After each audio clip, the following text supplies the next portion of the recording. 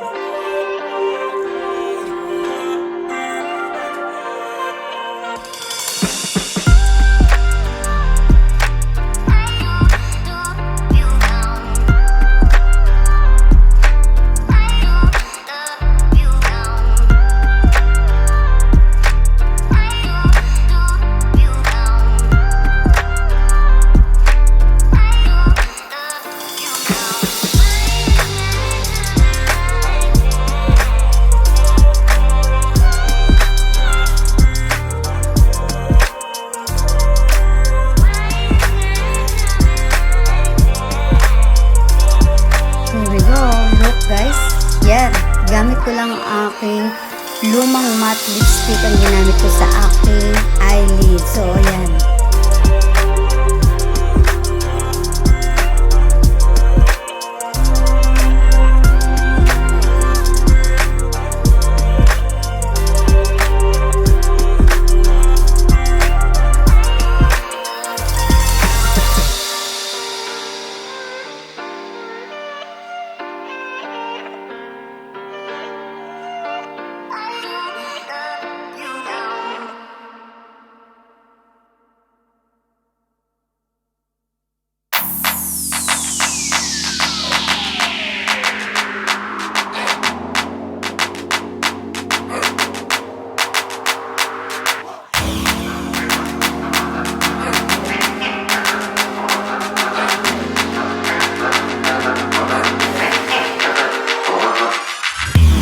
Makeup